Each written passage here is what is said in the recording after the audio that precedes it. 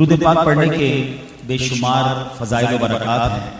سرکار دو عالم صلی اللہ علیہ وسلم کا فرمان ہے من صلی علیہ حین یصبح عشرا، جس نے مجھ پر صبح اور شام 10 بار درود شریف پڑھا، وحین یمسی عشرا ادرکتہ شفاعتی یوم القیامہ، آقا فرماتے ہیں کہ قیامت کے دن اسے میری شفاعت ملے گی۔ تو صبح 10 بار اور شام 10 بار درود پڑھنے میں کتنی دیر لگتی ہے، لیکن برکتیں کیا ہیں، سبحان اللہ۔ آقا علیہ الصلوۃ والسلام فرماتے ہیں کہ شفاعت ملے گی، اس دن شفاعت ملے گی جس دن لوگ دیگر نبیوں کے پاس جائیں گے اور وہ کیا کہیں گے اور نبی اذهبوا الی غیری، اور انبیاء کہیں گے کہ کسی اور کے پاس جاؤ، آج میں تمہاری کوئی مدد نہیں کر سکتا۔ ون اینڈ اونلی پرسنالٹی کون ہوگی؟ میرے حضور کے لب پر انا لگا ہوگا، میرے آقا شفاعت فرمائیں گے۔ تو شفاعت کی خیرات لینی ہے تو اپنی زندگی میں درود پاک کو کثرت سے شامل کیجئے۔ آئیے مل کر محبت کے ساتھ باآواز بلند درود پاک پڑھ لیں۔ صلو علی الحبیب صلی اللہ تعالی علی محمد صلی اللہ علیہ وسلم۔ عاشورہ کا دن 10 محرم الحرام کا دن جب بھی آتا ہے، ایک یاد، ایک تکلیف، ایک غم ہمارے دلوں کو چھوتا ہے، اور وہ کیوں نہ ہو کہ جب نواسہ رسول جگر گوشہ بطول نبی پاک علیہ الصلوۃ والسلام کے پیارے نواسے امام حسین اور آپ کے خاندان کے ساتھ جو ظلم ہوا، جب یاد آتا ہے تو ہر عاشق اہل بیت اس کے دل پر رنج کی کیفیت طاری ہوتی ہے۔ لیکن اس سے پہلے کہ میں کربلا کی طرف آؤں اور اس واقعے کی چند باتیں آپ کو بتاؤں، یہ بات بھی ذہن میں ہونی چاہیے کہ آج کا دن صرف کربلا کے واقعے کی وجہ سے امپورٹنٹ نہیں ہے، بلکہ ان دا ہسٹری آف یونیورس، اس دنیا کی تاریخ میں اگر میں یہ کہوں کہ سب سے امپورٹنٹ ڈیز کون کون سے ہیں تو ان میں سے ایک دن یہ 10 محرم الحرام کا دن ہے۔ اس کو تھوڑا سا میں ایلوبریٹ کر دیتا ہوں، کئی لوگوں نے سنا بھی ہوگا، دوبارہ سنیں گے، اور ایک نئے زاویے سے میں آپ کو بتانا چاہتا ہوں کہ دنیا میں جو نسل انسانی شروع ہوئی ہے، اس دنیا میں جو سب سے پہلی شخصیت بطور انسان اس دنیا میں آئے وہ کون تھے؟ حضرت آدم علیہ السلام۔ تو ڈیٹ آف برتھ آف حضرت آدم علیہ السلام کیا تھی؟ وہ تھی 10 محرم الحرام۔ It means the start of the universe, ہم سب کی جو ابتدا ہے دنیا میں وہ ہوتی ہی 10 محرم الحرام سے۔ اچھا، پھر حضرت آدم علیہ السلام کی توبہ قبول ہوئی، یہ دن بھی 10 محرم کا تھا۔ حضرت آدم علیہ السلام کو جنت میں داخل کیا گیا، وہ دن بھی 10 محرم الحرام کا تھا۔ اس کے بعد حضرت ابراہیم خلیل اللہ علیہ نبینا علیہ السلام، one of the historical personality, یہ بھی پتا ہونا چاہیے کہ سرکار دو عالم صلی اللہ علیہ وسلم کے بعد دنیا میں جو سب سے افضل ہستی ہیں وہ حضرت ابراہیم علیہ السلام۔ تو حضرت ابراہیم علیہ السلام کی جو ولادت ہوئی ان کی ڈیٹ آف برتھ بھی 10 محرم الحرام۔ حضرت ابراہیم کی ہسٹری کا ایک بڑا کمال کا واقعہ، جب آپ کو آگ سے بچایا گیا، آگ کو باغ بنا دیا گیا، تو وہ دن بھی 10 محرم الحرام۔ اور آگے چلتے ہیں، حضرت عیسیٰ علیہ نبینا علیہ السلام نبی ہیں کہ جن کے بعد سرکار دو عالم علیہ السلام تشریف لائے۔ He was the second last, اور ہمارے آقا علیہ السلام اللہ کے لاسٹ اینڈ فائنل نبی ہیں، یاد رہے، خاتم النبیین، ٹھیک ہے۔ حضرت عیسیٰ وہ ہیں جنہوں نے خود بتا دیا تھا، یعنی باقی نبی تو خوشخبری دیتے تھے کہ ایک نبی نے آنا ہے، آخری نبی نے آنا ہے، کائنات ان کے لیے بنائی گئی ہے، مگر حضرت عیسیٰ نے ڈائریکٹلی بتا دیا کہ اب میرے بعد جو نبی آنے ہیں یہ وہی ہے جن کا انتظار ہو رہا ہے، اور انہوں نے ان کا نام بھی بتا دیا کہ ان کا اسمہ احمد، ان کا نام احمد ہوگا۔ بہرحال تو حضرت عیسیٰ علیہ السلام کی ڈیٹ آف برتھ جو ہے وہ بھی 10 محرم ہے۔ آپ کو جو آسمانوں پر اٹھایا گیا وہ بھی 10 محرم تھی۔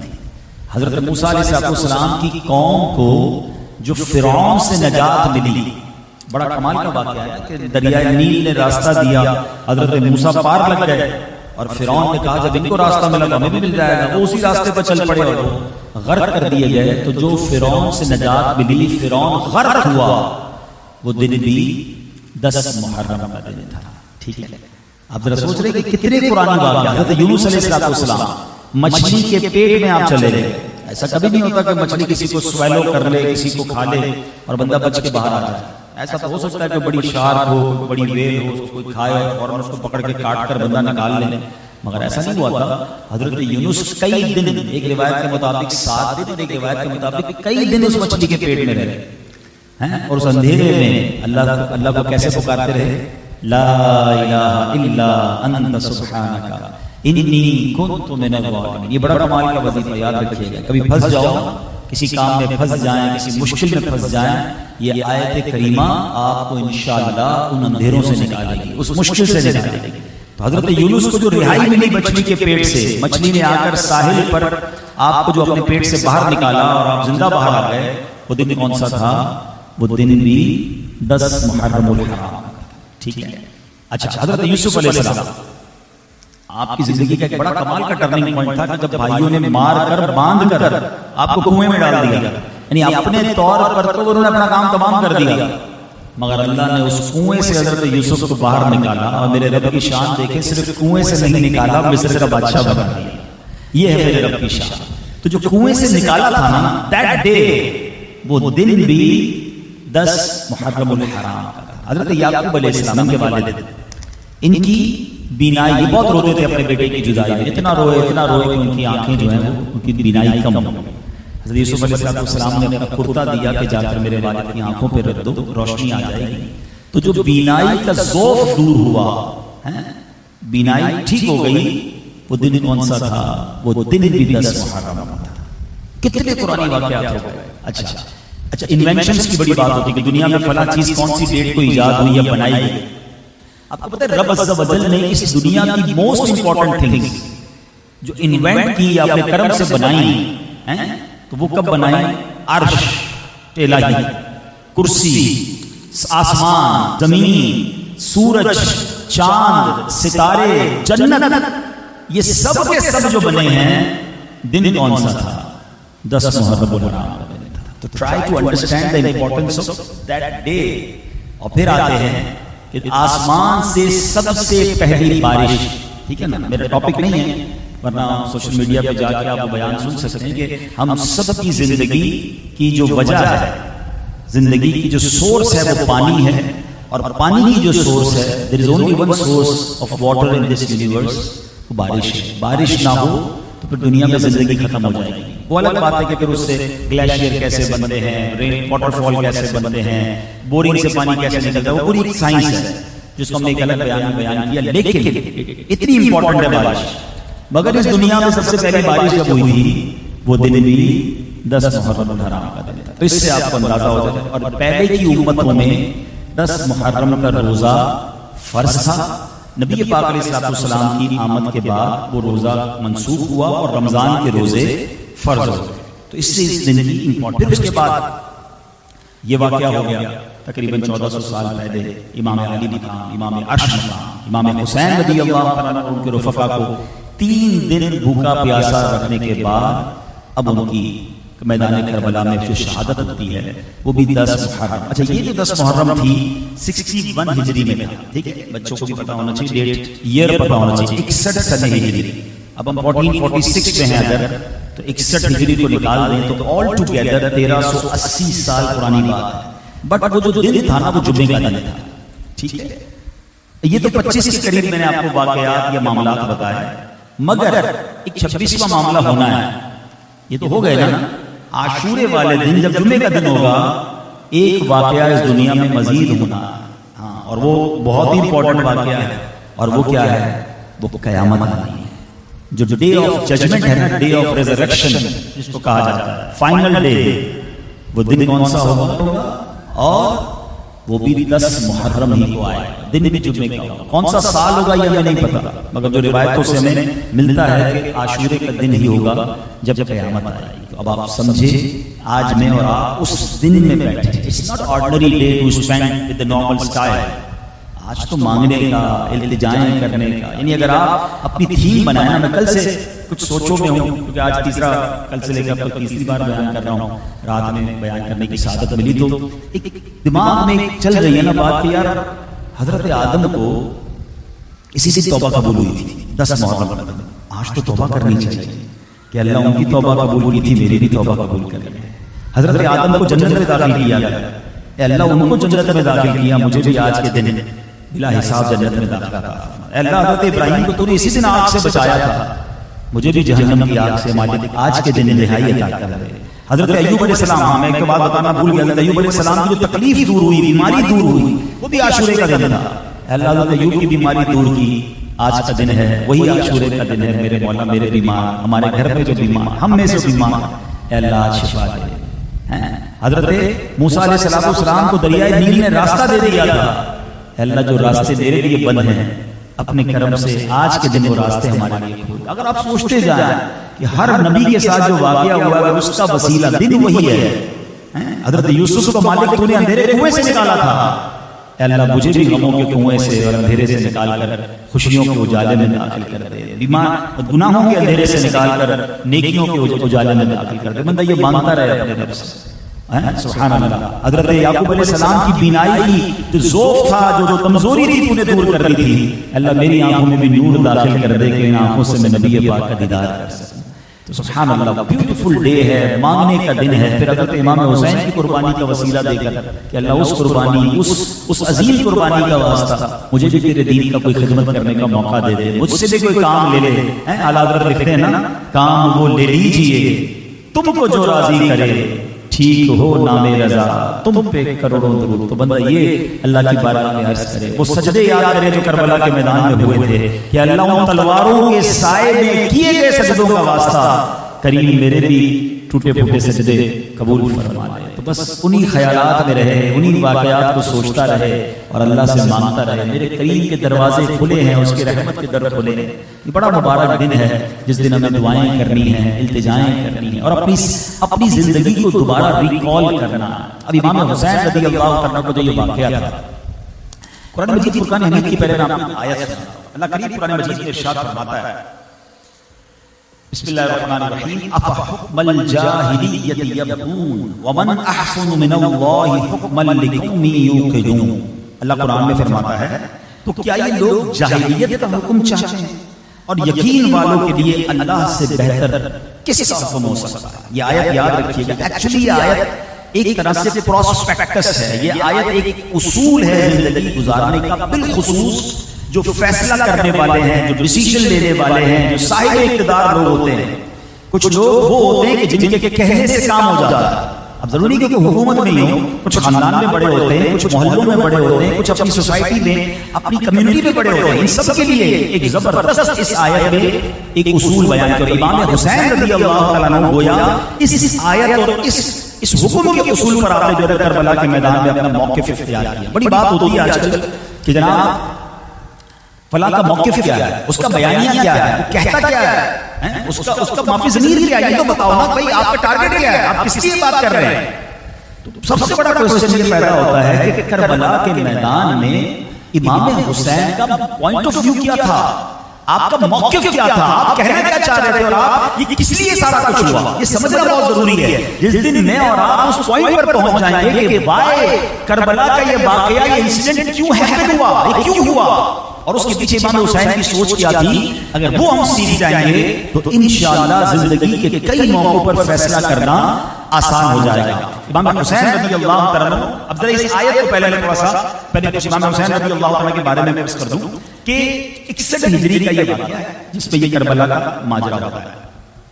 یزید بدبخت تخت سلطنت پر قابض ہو گیا اور اس نے امام عالی مقام امام حسین سے بیعت کا مطالبہ کیا کہ آپ بھی میری بیعت کریں۔ امام حسین نے بیعت نہیں اور مدینہ چھوڑ کر مکے آ گئے۔ عبداللہ بن سلیم اسدی کہتے ہیں کہ ہم لوگ حج کرنے کے لیے کوفہ سے مکہ حاضر ہوئے تھے۔ یاد رہے کہ یہ جو امام حسین کا ٹریول ہوا تھا نا مکے سے کوفہ کا، آپ کو پتا ہے وہ دن کون سا تھا؟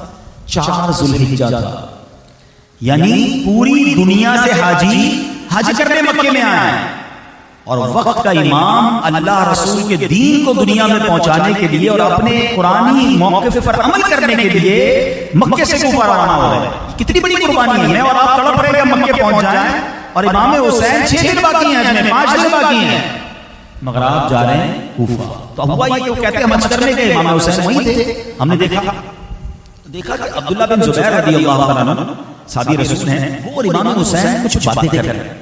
تو کہتے ہیں میں نے غور سے سنا تو انہوں نے عبداللہ بن زبیر نے کہا کہ اے امام آپ یہی رہیں، ہم آپ کی یہی بیعت کر لیتے ہیں، آپ نہ جائیں کوفہ۔ تو امام علی مقام نے کہا کہ مجھے میرے والد محترم مولا علی شیر خدا کرم اللہ وجہ کریم نے ایک حدیث سنائی تھی کہ ایک مینڈا ہوگا جو کعبے کی حرمت کو پامال کرے گا، اسے یہاں قتل کر دیا جائے گا۔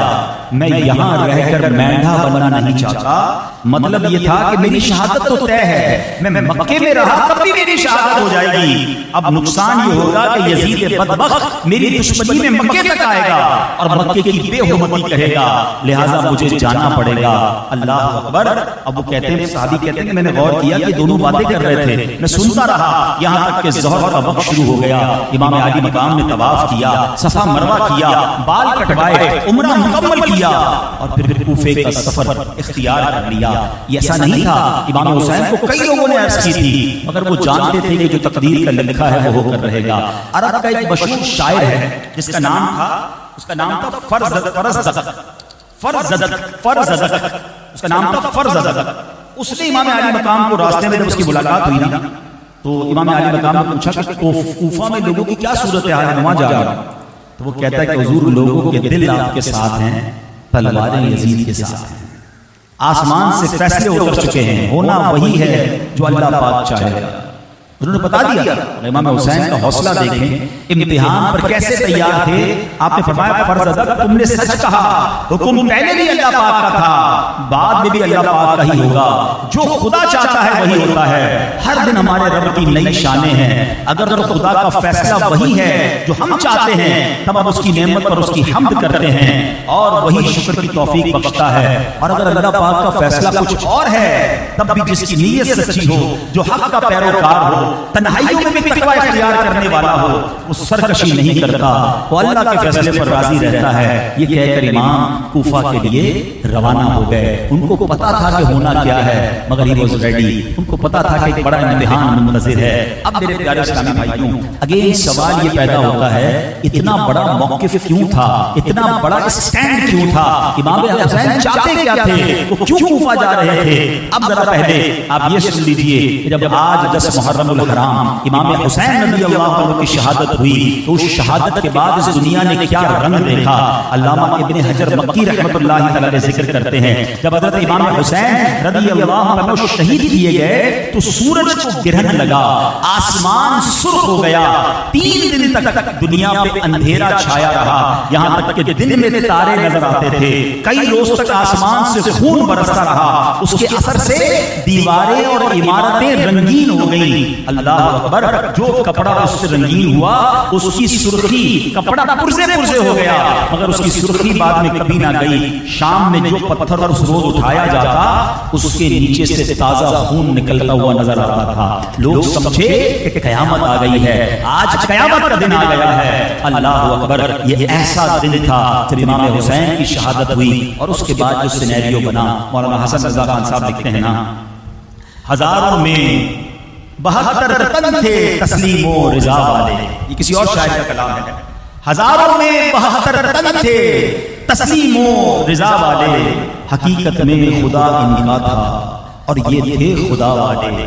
کسی نے جب وطن پوچھا تو حضرت نے یہ فرمایا، کسی نے جب وطن پوچھا تو حضرت نے یہ فرمایا، مدینے والے کہلاتے تھے اب ہیں کربلا والے۔ حسین ابن علی کی کیا مدد کر سکتا ہے کوئی، یہ خود مشکل کشا تھے اور تھے مشکل کشا والے۔